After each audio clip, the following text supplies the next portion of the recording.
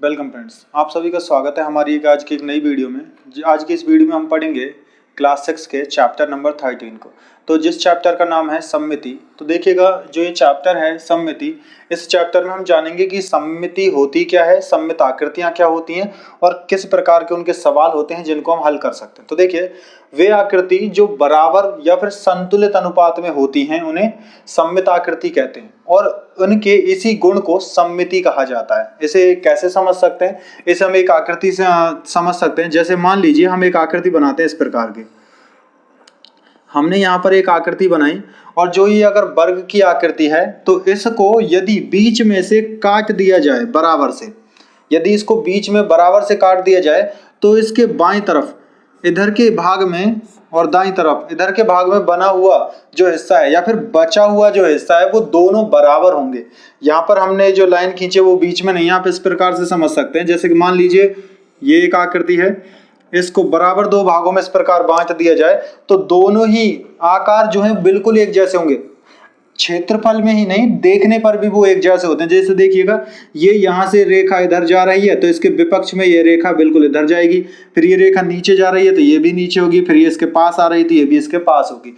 अगर यहाँ पर कोई आकृति ऐसी बनी हुई तो दूसरी तरफ भी ऐसी होनी चाहिए ताकि ये दोनों देखने पर एक जैसी लग सके।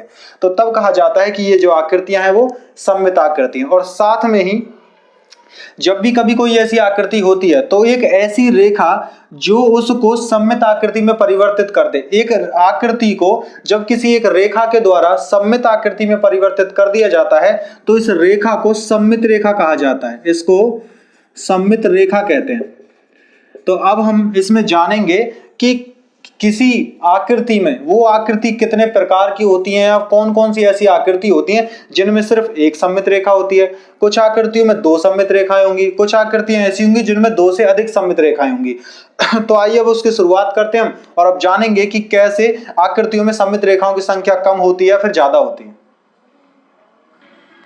तो देखिए, अब हम जो बात करने वाले हैं वो होगा हमारा सममित रेखा। तो अब हम बात करेंगे कि सममित रेखाएं जो हैं वो आकृति में कितनी होती है। तो देखिए, अगर हम एक आकृति बनाएं यहाँ पर वर्ग की, तो जो वर्ग की आकृति होगी, वर्ग की आकृति में एक सममित रेखा ऐसे खींची जा सकती है और एक सममित रेखा ऐसे खींची जा सकती है।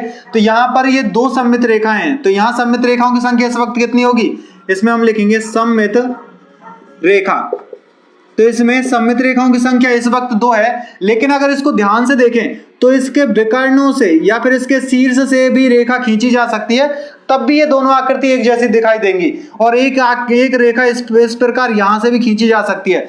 तो एक वर्ग के अंदर जो सममित रेखा है उनकी संख्या जो है वो कितनी होती है? देखिए, यहां से गिनना शुरू करें, 1 2 3 4, उसके बाद ये रेखा तो यहाँ आई जाएगी। तो सममित रेखा इसमें दो ना होकर कितनी होती हैं? 4 होती हैं। इसके अलावा अगर हम आयत को ध्यान से देखें तो आयत की आकृति कुछ ऐसी दिखाई देती है और आयत की आकृति में एक रेखा यहाँ होगी, एक यहाँ पर दो, और एक इसमें विकर्ण की तरह खींची जा सकती है और एक इधर से भी विकर्ण की तरह खींची जा सकती है। तो यहाँ पर भी 1 2 3 और 4, इस प्रकार से यहाँ भी सममित रेखा जो है वो भी 4 रहेंगी। लेकिन एक आकृति ऐसी भी है जिसमें सममित रेखाओं की संख्या अनंत होती है।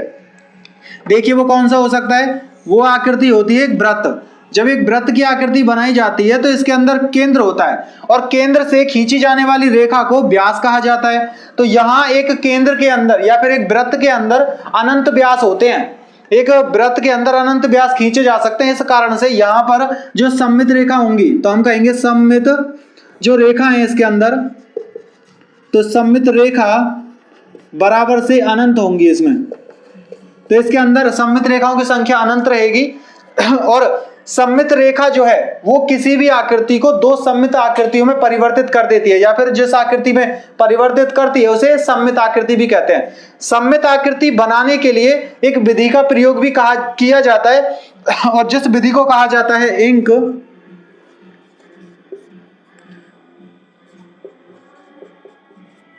ब्लॉट डेविल्स, जिसे इंक ब्लॉट डेविल्स कहा जाता है। इस विधि में हम क्या करते हैं, एक कागज लेकर और एक धागे को इंक में डुबोकर, स्याही में डुबोकर उसको कागज पर रखते हैं किसी भी एक डिजाइन में और कागज को ऊपर से उसके ऊपर उस मोड़ देते हैं, बचे हुए कागज को उसके ऊपर मोड़ देते हैं और फिर जब कागज को खोला जाता है तो इंक की वजह से, स्याही की वजह से जैसी आकृति धागे से कागज के नीचे वाले हिस्से पर बनी थी, जो कागज पर पहले बनी है जिस पर धागा रखा गया था, वैसी ही आकृति उसके ऊपर वाले कागज पर भी आ जाती है। तो इस प्रकार से इंक ब्लास्ट डेविल्स की विधि के द्वारा विभिन्न प्रकार की संरचनाएं बनाई जाती हैं जो दोनों देखने में एक जैसी होती हैं। और इसके अलावा और भी अन्य विधियां ऐसी हैं जिनका प्रयोग करके सममित आकृतियों की संरचना पूरी की जाती है, जिसमें एक सबसे महत्वपूर्ण विधि होती है जो घरों की सजावट में भी काम में ली जाती है। अगर इसको पहली विधि माने तो यह इसकी दूसरी विधि है। दूसरी विधि में कागज से कटिंग या फिर कागज काट कर सममित आकृति बनाना, सममित आकृति बनाना। इस विधि में हम क्या करते हैं कि एक कागज लेते हैं और उसके बाद उसको मोड़कर, उसे जैसे ही मोड़ा जाता है तो वह जहां से उसे मोड़ा गया वहां वो जो लाइन खींची है, जो लाइन वहां पर बनी है, उसे सममित रेखा कहा जाता है। इसकी वजह से जब एक तरफ जो गतिविधि या फिर जो भी कुछ उसमें बनाया जाता है, जो भी कुछ किया जाता है, वही हमें दूसरी तरफ भी दिखाई देता है, जिसके कारण हम कहते हैं कि कागज पर एक तरफ बना हुआ चित्र दूसरी तरफ भी आता है। अब वहां पर कागज से चित्र पेंसिल से या पेन से उस पर चित्र नहीं बनाना, वहां पर उसको काटना होता है। कैंची की सहायता से जब उसे काटते हैं तो दोनों तरफ एक जैसी संरचना आती है, जिस कारण कहा जाता है कि कागज को काटकर वहां पर सममित आकृति की रचना की जाती है। तो देखिए अब हम बात करेंगे हमारे अगले बिंदु पर, जो होगा पहले से बनी हुई आकृति की सममित रेखा के द्वारा सममित आकृति बनाना। तो पहले एक आकृति बनी हुई होगी, वहां पर एक सममित रेखा खींची हुई है और बची हुई सममित आकृति को हमें बनाना होगा। तो आइए उसकी शुरुआत करते हैं। तो देखिए अब हम बढ़ते हैं हमारे अगले टॉपिक पर, वो है सममित आकृति बनाना। और कैसे बनाएंगे उनको? सममित रेखा के द्वारा। तो देखिए यहाँ पर एक आकृति बनी हुई है और जो ये रेखा खींची हुई है ना, यही रेखा जो है हमारी, इनको सममित रेखा कहा जाएगा। तो यहाँ पर एक रेखा ये खींची हुई है ऊपर से नीचे की तरफ, एक रेखा ये खींची है, तो हमें इनको सममित बनाना है। सममित का मतलब कुछ इस प्रकार से होता है, जैसी आकृति दिख रही है इसका दूसरा बचा हुआ भाग भी ऐसा ही होगा और वो हमें वैसा ही बनाना है, तभी ये सममित कहलाएगी। तो ध्यान से देखो, अगर इसको कुछ हम ऐसा बना दें और ये इसके साथ इस तरह से मिली हुई हो तो ये क्या कहलाएगी? सममित कहलाएगी। अब ये दोनों देखने में एक जैसे हो गए। ऐसा ही यहां पर होगा। अगर आप इसे ध्यान से समझें तो इस रेखा से आधा भाग दिखाई दे रहा है, तो ये हम कह सकते हैं कि ये ए का आधा कटा हुआ भाग है। इसको अगर पूरा करना है तो हम इसको कुछ इस प्रकार से बना सकते हैं और उसके बाद इसको इससे मिला दें तो इसके बराबर की लंबाई का बनाना होगा, जो लगभग इतना दिखाई देगा। तो इस प्रकार हम कह सकते हैं अभी दोनों कैसे हैं, दोनों ही समान होंगे। ऐसा अगर इसमें बनाया जाए तो यहाँ देखिए, सबसे पहले यहाँ से अगर शुरुआत करें तो ये सब बाहर ज्यादा निकला हुआ, तो इसको हम क्या करेंगे, थोड़ा और बाहर निकालेंगे और उसके बाद इसको इससे मिला देंगे। मिला दिया। अब उसके बाद ये एक संरचना ऐसी है यहाँ पर, तो इसको बनाने के लिए इस संरचना को यहाँ से यहाँ लेकर आएंगे और इसको इससे मिला देंगे, तब ये दोनों ही आकृति जो है एक दूसरे के साथ में बनकर तैयार होती हैं। और अब जब इनकी सममित आकृति बना दी जाती है तब ये एक पूरी आकृति में संपन्न होते हैं, या फिर पूरी आकृति का परिणाम हमें मिलता है कि वो कैसी दिखाई दे रही हैं और कैसी या फिर कैसी बनने वाली हैं। तो इस प्रकार से सममित आकृतियों को बनाया जाता है, सममित रेखाओं के द्वारा कटी हुई आकृतियों को। अब हम बात करेंगे हमारे अगले बिंदु पर, जो है प्रतिबिंब बनाना। तो हम यहाँ पर जानेंगे कि दर्पण के द्वारा सममित आकृतियां कैसे बनती हैं, या फिर दर्पण के द्वारा कौन सी आकृतियां ऐसी हैं जो देखकर पता लगाई जा सकती हैं कि वो सममित होंगी या फिर वो सममित नहीं होंगी। इसके लिए जो दर्पण होता है, तो यहाँ जानिएगा, जो दर्पण है, दर्पण को दो तरह से काम में लिया जाता है। यदि दर्पण हमने इस प्रकार से रखा, ऊपर से नीचे की तरफ रखते हुए रखा, तो इसको कहा जाएगा ऊर्ध्वाधर। इसको कहा जाएगा ऊर्ध्वाधर, इसको ऊर्ध्वाधर दर्पण कहेंगे हम। और यदि दर्पण हमने कुछ इस प्रकार से रखा, जो नीचे की तरफ रखा हुआ है और जो भी वस्तु है या कोई आकृति है जो इसके ऊपर रखी जाएगी, इसे कहा जाता है क्षैतिज। इसे कहा जाता है क्षैतिज दर्पण। तो यहां पर अब दो तरह की संरचना होंगी हमारे पास में। जो ये दर्पण है यही सममित रेखा का काम करेगा। एक बार रेखा कैसी होगी, ऊर्ध्वाधर होगी, और एक बार रेखा जो है वो कैसी होगी, क्षैतिज होगी। अब इसी के आधार पर हमें जानना होगा कि कौन सी संरचना क्षैतिज में सममित होगी और कौन सी संरचना ऊर्ध्वाधर में सममित होगी। तो इनको हम जानने के लिए काम में लेंगे अल्फाबेट को, जो हमारी अंग्रेजी वर्णमाला के अक्षर होते हैं उनको काम में लेंगे और उन्हीं से हम जानेंगे कि कौन से वर्णमाला के अक्षर दोनों में सममित दिखाई देते हैं और कौन से ऐसे जो दोनों में ही सममित नहीं दिखाई देते। तो आइए इसको जान लेते हैं। तो आइए अब हम बढ़ते हैं प्रतिबिंब सममिति के ऊपर। जो प्रतिबिंब सममिति है वो कैसे काम करती है, या फिर कैसे इसमें चित्रों को समझा जाएगा, आकृतियों को, कि वो सममित है या नहीं है। तो देखिए शुरुआत करते हैं इसकी ए से। यदि मान लीजिए हमने एक आकृति ली है जो ए है। अब इसको समझना है कि इसको यदि हम एक दर्पण इधर लगा दे, अगर हम एक दर्पण अगर इधर लगा दिया जाए और एक दर्पण लगा दिया जाए अगर नीचे, तो इनमें से कौन सी सममिति होगी, क्षैतिज होगी या फिर ऊर्ध्वाधर। इसलिए हमने वहां पर इनके नाम भी लिखे हैं। इसको क्षैतिज कहा जाता है और इसको कहा जाता है ऊर्ध्वाधर दर्पण। तो यहाँ पर जो ये दर्पण है यही सममित रेखाओं के बारे में बताएंगे हमें। तो यहाँ पर अगर ऊर्ध्वाधर में देखें तो ध्यान से देखिएगा, ये दर्पण से जितनी दूरी पर है वहीं से शुरुआत होगी और दूसरा बिंदु जितनी दूरी पर है वो उतनी दूरी पर ही बनाना होगा हमें लगभग। तो ये रेखा तिरछी है तो इसको तिरछा ऐसे मिलाएंगे। दूसरा बिंदु इससे थोड़ी दूर था और उसके बाद में ऊपर वाला बिंदु यहीं से शुरू होता है, इसको कुछ इस प्रकार से बना दिया जाएगा। बीच में रेखा है तो उसे हम ऐसा बनाएंगे।